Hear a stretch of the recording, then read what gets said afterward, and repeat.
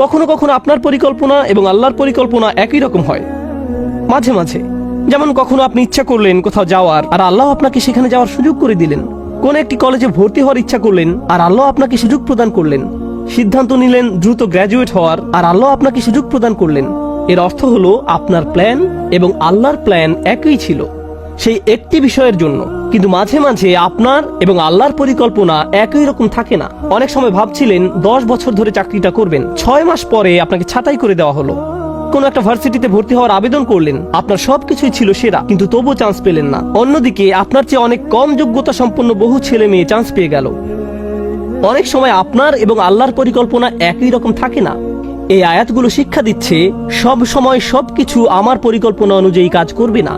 তবুও আমাকে পরিকল্পনা করে যেতে হবে, তবুও আমাকে চেষ্টা করে যেতে হবে। কিন্তু দিন শেষে আল্লাহ সিদ্ধান্ত নিবেন পরিকল্পনাটি বাস্তবায়িত হবে কি হবে না। আযকুর রাব্বাকা ইযা নাসিত। এরপর আসছে এই আয়াতের সবচেয়ে শক্তিশালী অংশ। আমি এর উপর অতিরিক্ত কিছু সময় ব্যয় করতে চাই। এটা আসলেই সমগ্র কোরআনের অন্যতম সুন্দর একটি শিক্ষা। যদি একজন মুসলিম এটা বুঝতে পারে, তার জীবনটা সহজ হয়ে যাবে। ওয়াকুল আসা আইয়াহদিয়ানি রব্বি লিআকরাবা মিন হাযা রাশাদা। এই শব্দগুলো হলো একটি দোয়া। দুয়ার চেয়েও এটা আশায় পরিপূর্ণ একটি বিবৃতি। চলুন এই দৃষ্টিকোণ থেকে এর সাথে পরিচিত হই। আপনি ভবিষ্যৎ নিয়ে চিন্তা করছেন, শুধু আশা শব্দটি ব্যবহৃত হওয়ার দরুন। তারাজ্জি, আরবিতে যাকে বলা হয় হরফুত তারাজ্জি বা ফিআলুত তারাজ্জি, এমন ক্রিয়াপদ যা আশা প্রকাশে ব্যবহার করা হয়। আল্লাহ আমাদের এই আয়াতে শেখাচ্ছেন মুসলিমকে অবশ্যই ভবিষ্যতের ব্যাপারে আশাবাদী হতে হবে। কোরআনের প্রতি আমাদের ঈমান ভবিষ্যতের ব্যাপারে আমাদেরকে আশাবাদী করে তোলে। আমি পরোয়া করি না খবরে কি আসে, আমি পরোয়া করি না গতকাল কি ঘটেছে, এর আগের দিন কি ঘটেছে। আমি মুসলমানদের এমন গ্রুপের অন্তর্ভুক্ত হব না যারা বসে বসে বলে উম্মার পরিস্থিতি দিন দিন শুধু খারাপ থেকে আরো খারাপ হচ্ছে, ও আল্লাহ, আর সামনের পরিস্থিতি শুধু আরো খারাপ হবে, সামনে আরেকটা ট্র্যাজেডি আসছে, আমি গ্যারান্টি দিচ্ছি, দেখো কি ঘটে। তুমি মনে করেছো 9/11 খারাপ ছিল? কিছুই না, ওটা আসলে কিছুই না। ও মাই গড, দেখো এখন উম্মার কি অবস্থা হয়, এবং দেখো তারপর কি হয়। এই মনোভাব সরাসরি কোরআনের আয়াতটির বিরোধী, শুধু আশা শব্দটির কারণে। আপনার তো এই আশায় বুক বাঁধার কথা যে আল্লাহ পরিস্থিতি উন্নত করে দিবেন আপনার নিজের জন্য, চারপাশের মানুষের জন্য, মানবতার জন্য। আপনার তো এই দৃষ্টিভঙ্গি থাকার কথা। তারপর তিনি বলেন, আর নিজের ভবিষ্যতের ব্যাপারে কি বলবেন? আসা আন ইয়াহদিয়ানি রব্বি, সম্ভবত আমার রব আমাকে পথ দেখাবেন। নিজের ভবিষ্যতের জন্য সবচেয়ে আশাবাদী কোন জিনিসটি আপনি পেতে পারেন? সবাই ভালো চাকরি চায়, ভালো অর্থনৈতিক অবস্থা চায়, ভালো পারিবারিক অবস্থা চায়, সুস্বাস্থ্য চায়। আমরা এগুলো সব চাই, কিন্তু জানেন সবচেয়ে মৌলিক যে জিনিসটি আমার আপনার প্রয়োজন, যা অক্সিজেনের চেয়েও বেশি মূল্যবান, তা হলো আল্লাহর হেদায়েত। একবার এটা পেয়ে গেলে সবকিছু ঠিক হয়ে যাবে, কিন্তু হেদায়েত না পেলে আপনার আসলে কিছুই নেই। এই আয়াত আশাবাদী করে তোলে যে আল্লাহ আমাকে পথ দেখাবেন। আসা আইয়াহদিয়ানি রব্বি, আমার প্রভু আমাকে পথ নির্দেশনা দান করবেন, তিনি আমাকে ভুলে যাবেন না।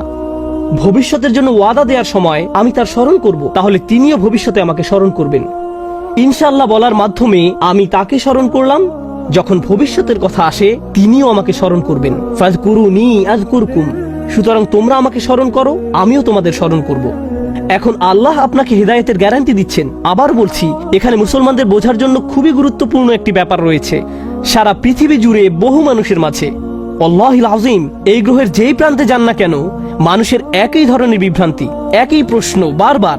আর সবচেয়ে কমন যেই প্রশ্নটি আমি শুনি, মানুষ বলে ইসলামের এত বেশি দলমত রয়েছে, কোরআনের ব্যাখ্যায় এত বেশি ভিডিও পাওয়া যায়, বা হাদিসের ব্যাখ্যায় কেউ এটা বিশ্বাস করে, কেউ ওটা বিশ্বাস করে। এই হুজুর অমুক ফতোয়া দেয়, ওই হুজুর তমুক ফতোয়া দেয়। আমি কি এই হুজুরকে মানবো নাকি ওই হুজুরকে মানবো? কেউ বলে এটা হালাল, কেউ বলে এটা হারাম, কিছুই জানি না, সবকিছুই বিভ্রান্তিকর। এত বেশি দল, আমি কিভাবে হেদায়েত পাবো? কিভাবে আমি জানবো যে আমি সঠিক বিষয়টা অনুসরণ করছি? কিভাবে জানবো? আমার পক্ষে তো এত বেশি তথ্য প্রসেস করা সম্ভব নয়। আর আমি এর সাথে একমত। আমরা এখন মাত্রাতিরিক্ত তথ্যের যুগে বাস করছি। প্রতিনিয়ত এত বেশি মত আর পথের সাথে পরিচিত হচ্ছি, এমনকি ইসলামের ভেতরেও।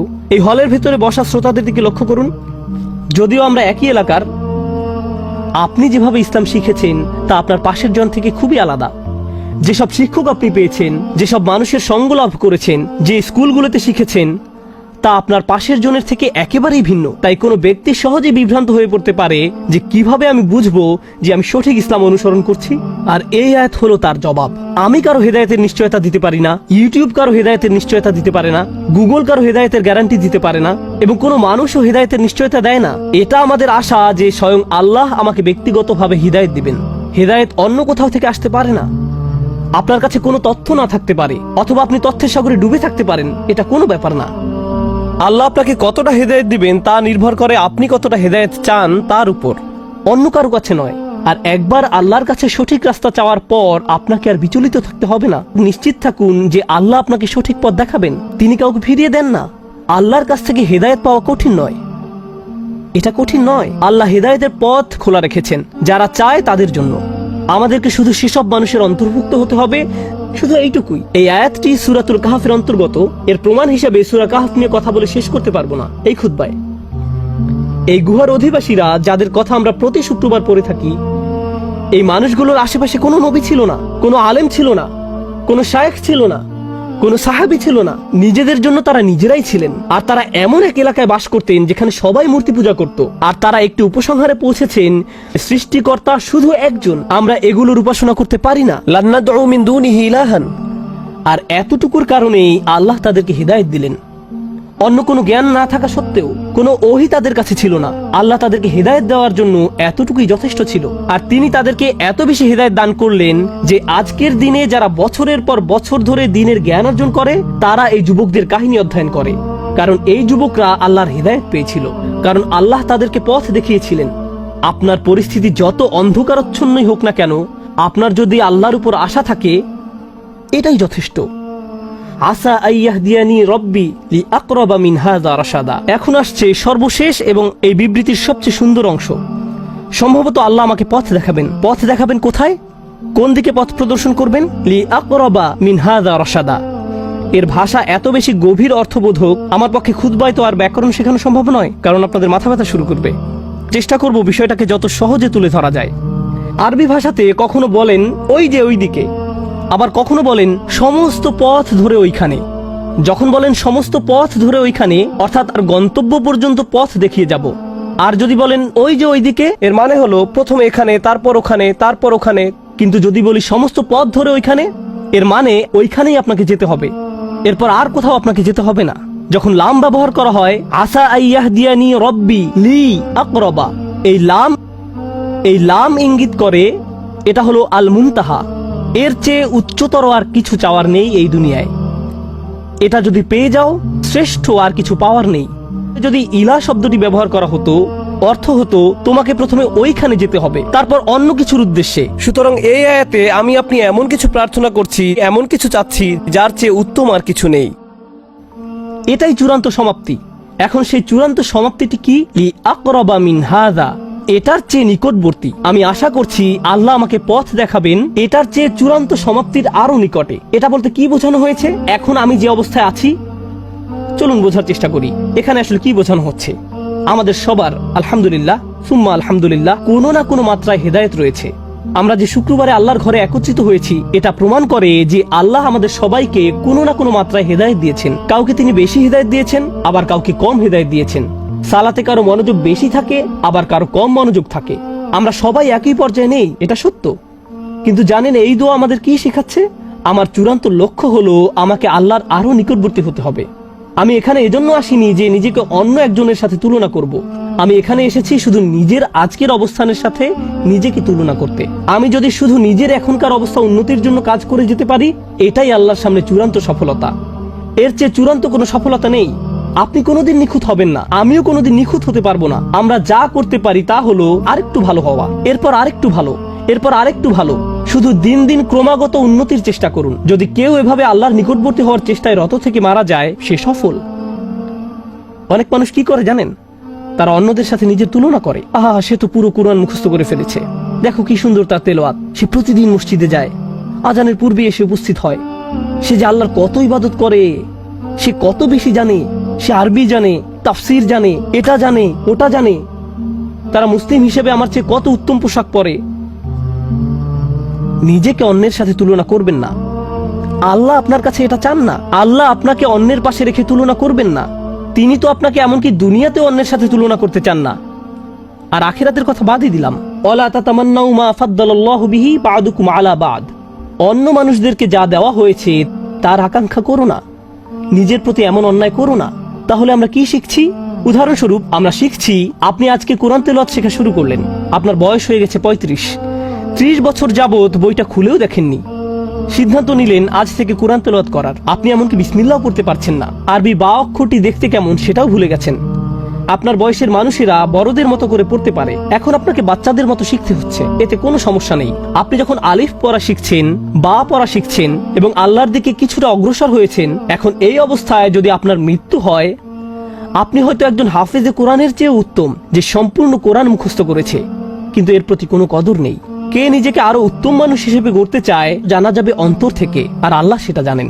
তাই আল্লাহর দিকে অগ্রসর হওয়ার ক্ষেত্রে এখন যে অবস্থায় আছেন তাকে ছোট করে দেখবেন না। মানুষ আপনাকে ছোট করে দেখতে পারে, কিন্তু আল্লাহ আপনার চেষ্টাকে ছোট করে দেখেন না। মনে হয় যেন আল্লাহর কাছ থেকে হিদায়াত পাওয়া অনেক কঠিন, আর আল্লাহ হিদায়াতের দরজাকে বিস্তীর্ণ রূপে খোলা রেখেছেন। তিনি শুধু আমাদেরকে বলেছেন এই দোয়া করার জন্য, ইয়া আল্লাহ আমাকে পথ দেখান। লি আকরাবা মিন হাদা রশাদান। রশাদান মানে সত্য পথের হিদায়াত। এই আয়াতের শেষ শব্দ রশাদান ইঙ্গিত করছে আপনি যে এই দোয়াটি করছেন তা প্রমাণ করে আপনি ইতোমধ্যে কিছুটা হিদায়াত পেয়ে গেছেন। আপনার বলা উচিত নয় আমি পথভ্রষ্ট। এই আয়াত স্বীকার করে নিচ্ছে আল্লাহ যে আপনাকে দোয়া করার সামর্থ্য দিয়েছেন, এই সামর্থ্য নিজেই আল্লাহর পক্ষ থেকে আপনার জন্য একটা হিদায়াত। আল্লাহ আপনাকে আরো দিবেন, তিনি আরো দিবেন এবং তিনি আরো দিবেন। মুসলমানরা এমনই আশাবাদী এক জাতি, যখন পৃথিবীতে হিদায়াত নেমে আসে তখন এর সাথে প্রশান্তি আসে, ইতমিনান আসে, হৃদয় প্রশান্তিতে পূর্ণ হয়ে যায়। আলা বিযিক্রিল্লাহি তাতমাইন্নুল কুলুব। এই কথা বলেই আলোচনার সমাপ্তি টানতে চাই। অন্তর যখন প্রশান্ত হয়ে যায় তখন এই প্রশান্তি আশেপাশেও ছড়িয়ে পড়ে। প্রশান্তি সংক্রামক, ঈমান সংক্রামক।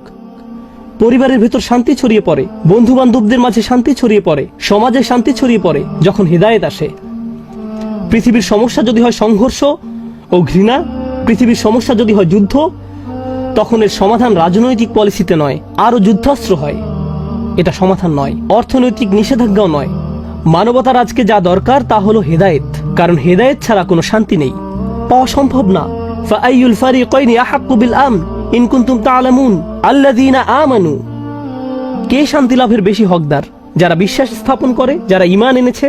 ঠিক এটাই আমরা আল্লাহ আজ্জা জাল্লার কাছে প্রার্থনা করছি। যখন আপনি এবং আমি এই দুনিয়াতে শান্তির জন্য দোয়া করি, মুসলিম দেশগুলোতে শান্তির জন্য দোয়া করি, তখন আসলে আমরা সরাসরি আল্লাহর কাছে দোয়া করছি আমাদের নিজেদের জন্য এবং আমাদের চারপাশের দুনিয়ার জন্য আরো বেশি হেদায়েত। আল্লাহ আজ্জা জাল্লা আমাদের সবার হেদায়েত বাড়িয়ে দিন এবং আমাদেরকে সেসব মানুষের অন্তর্ভুক্ত করুন যারা তাদের ভবিষ্যতের ব্যাপারে আশাবাদী, সন্তানদের ভবিষ্যতের ব্যাপারে, উম্মার ভবিষ্যতের ব্যাপারে এবং সমগ্র বিশ্বের ব্যাপারে। আমাদেরকেই চিন্তা করতে হবে, শুধু আমাদের উম্মার জন্য নয়, গোটা দুনিয়ার জন্য। আমরা ইব্রাহিম আলাইহিস সালামের মিল্লাত, ইব্রাহিম আলাইহিস সালাম সমগ্র মানবতার জন্য উদ্বিগ্ন থাকতেন। আমরা এমন একটি উত্তরাধিকার পেয়েছি। আল্লাহ আজ্জা ওয়া জাল্লা আমাদেরকে তেমন মানুষে পরিণত করুন, আমাদের ভবিষ্যৎ প্রজন্মকে এমন করে গড়ে তুলুন যারা কোরআন সুন্নাহর আলোকে জীবনযাপনের জলজান্ত উদাহরণ হবে। বারাকাল্লাহু লি ওয়া লাকুম। আসসালামু আলাইকুম ওয়া রাহমাতুল্লাহি ওয়া বারাকাতুহু।